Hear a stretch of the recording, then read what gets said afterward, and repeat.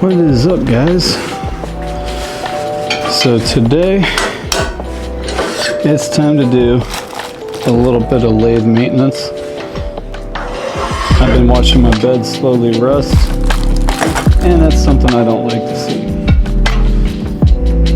So I needed to get it knocked out. I had a bunch of other stuff I was going to do today, then ended up being asleep all day. And I got a live stream scheduled in an hour and a half. So figured, what the heck, this will take about 10-15 minutes to knock out. So I'm going to knock it out. So to start, I do like my straws. I know I'm weird.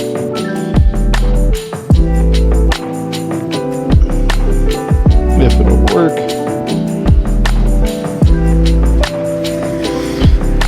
I love them. They don't want to go in the nozzle. There we go. So everything I use for this is WD-40. This is just regular old WD-40. You can pick up anywhere. I just like my spray cans because I do. A little bit on here. Should be about all I need of that, actually.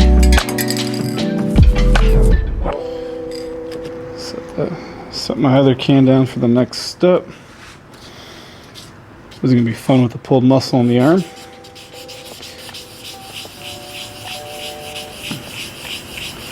And then this is a 300 grit, or I'm sorry, 3000 grit sanding pit disc. Just small circles.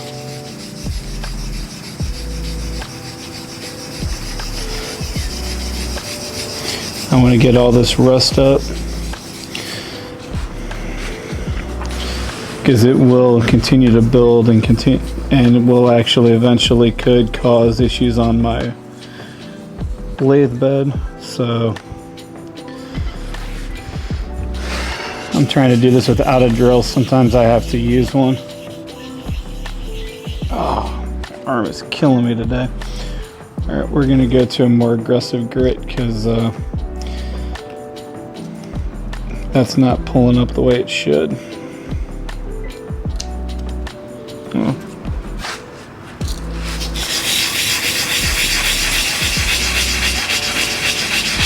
So this is a 240. I just wanted something a little more aggressive, but you don't want it.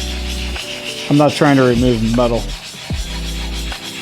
This is why I prefer to do it by hand.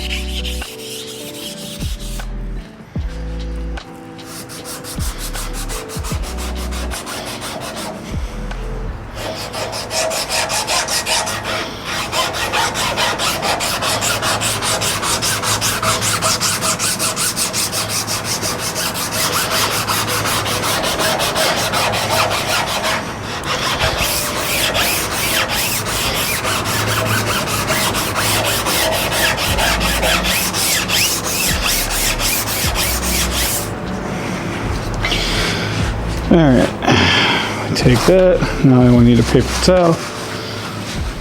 Let's see where we're at. There we go.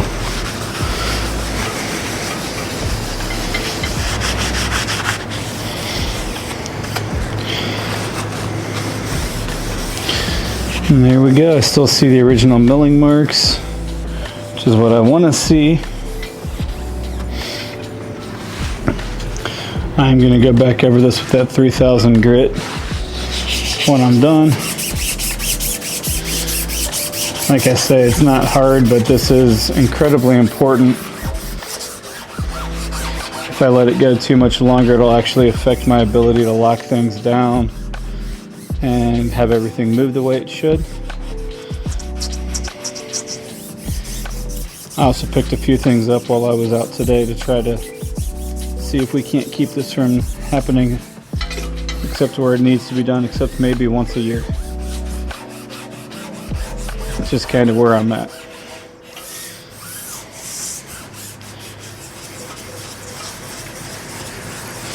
It's also why if you see people that run multiple lathes, why the cheaper ones always used to do especially wet sanding.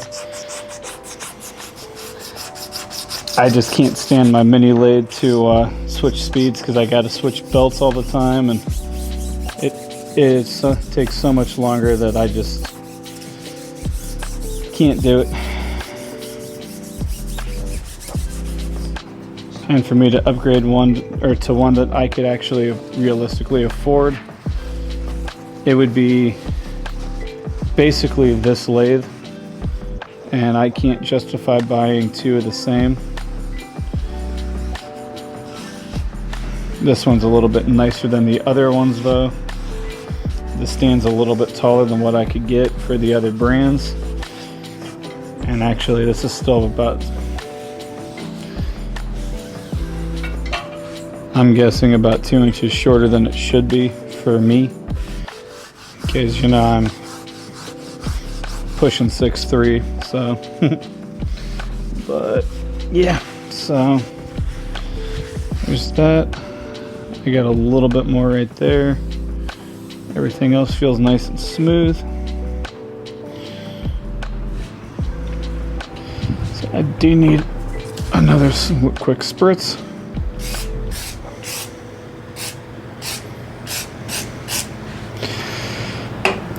By the way, fun fact, do not use WD-40 for anything that you want to protect. It'll actually flash off over time, and it is not a good rust preventative measure. And this is only for the standard. They do have rust prevention formulations, and like the other one I'm going to be putting down after this is their dry lube formulation.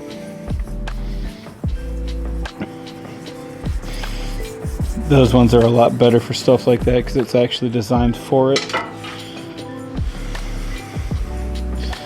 Because all WD-40 is a water displacement lubricant. So it's actually designed to get in, push water out, which what causes rust, or iron oxide if you want to get technical. It's water in the metal. So it's going in there, it's helping to displace the water and helping to pull it all, or helping to get that rust up. Which is why I love it for doing stuff like this.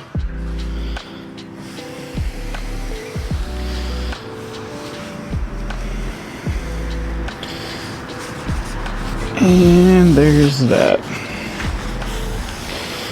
Alright, that's all nice and smooth.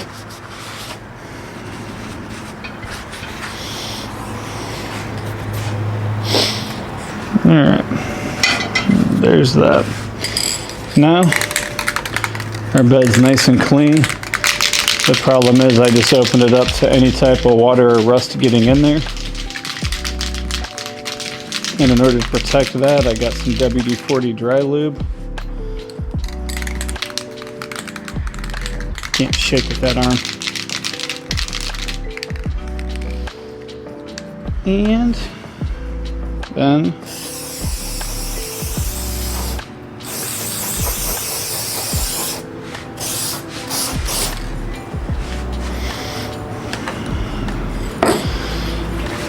it's also a good idea every so often when you're doing this, open a chuck up all the way.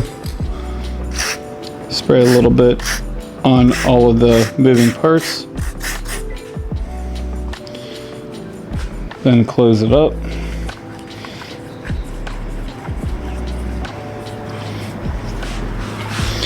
And do the same on the threads that are in there.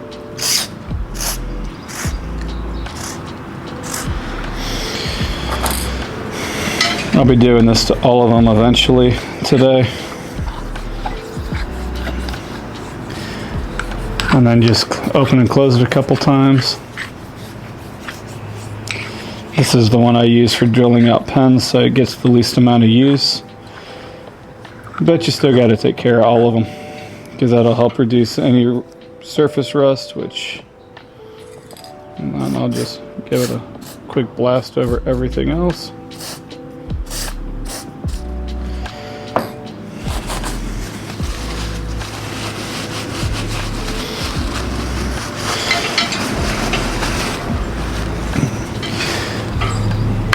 And that's one chuck. I've got a few more that I'll need to hit.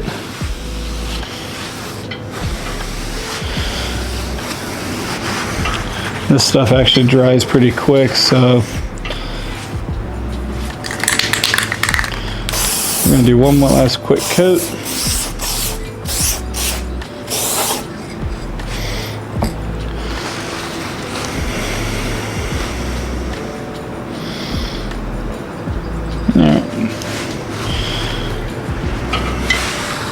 And I'm not really pushing down a hole very hard. I'm barely letting the weight of my hand sit on there, just enough to move everything around on there. Then we take our banjo, pop it back on.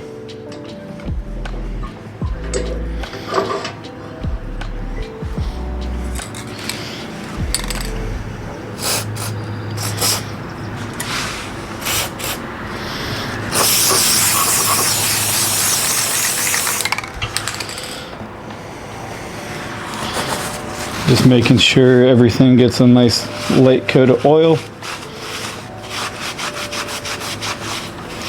because this gets a lot of water on it too, and I'm sanding because I usually just tuck it under there. Alright, and then our tailstock. Oh yeah.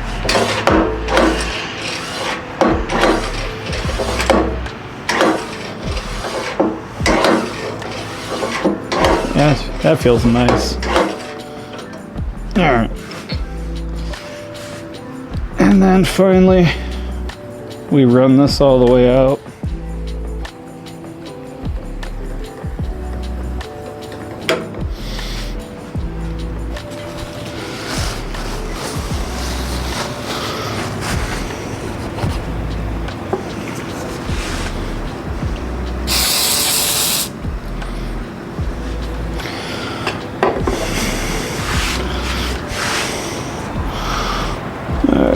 And I'd like something a little finer than that.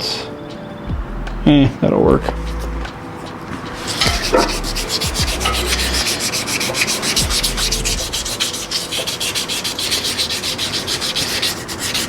And this just helps the tailstock move in and out a whole lot easier without having to fight it. Which is actually more important than you'd think, especially when you do what I do and drilling out pen blanks on here. The smoother it moves, the easier, the less likely I am to have an issue with over drilling or cracking something. There's also a machined, I just lost what those cuts are called, but make sure you get that filled up nice and neat.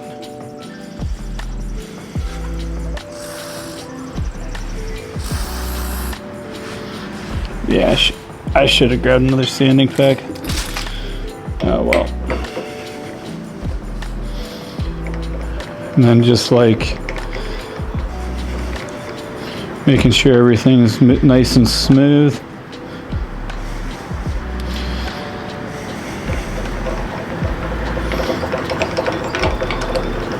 You can see how it's starting to pop in and out.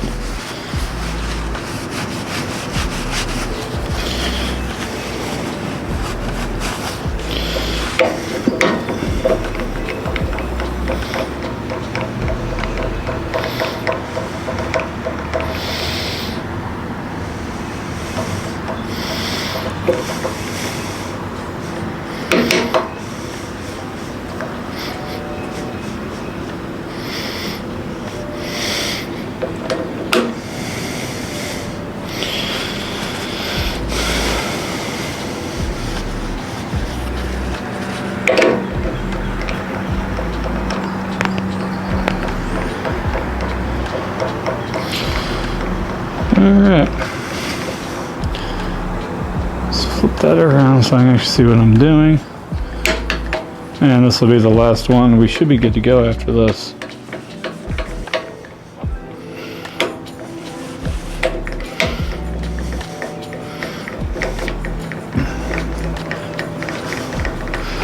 And there's just, all right. And there's basic lathe maintenance, and it's advisable to do on your lathe at least. I try to do this about at least, like I said, once a year minimum, twice a year. If you do it right, I can usually get it through. But really, as soon as you start seeing rust buildup, it needs to be done pretty quick. And I've been looking at it for a while and just putting it off, and I forgot you can also use this blaster dry lube if you have that. You just need some type of dry lubricant to be able to because what that'll do is if you put regular oil in here, sawdust will stick, build up, and sawdust actually holds water, which will cause everything to rust out even faster than it would if you just do what I do, let it sit and then blow it off. So,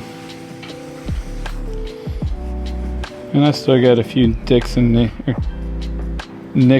dings in here, but I think a lot of that's from when I've had stuff blow up on me, just to show how powerful that stuff hits me sometimes. But yeah, so with that, I will say cat in the hat and that be that. See y'all next time. Hey, while I'm thinking about it, so did you guys know that you can support me for not spending a cent by hitting the like button, subscribing, and sharing my videos? Doesn't cost you a cent. Helps the algorithm see me a whole lot more, and it's totally free for you. It just takes 3 clicks. Just wanted to throw that out there. Thanks. Bye.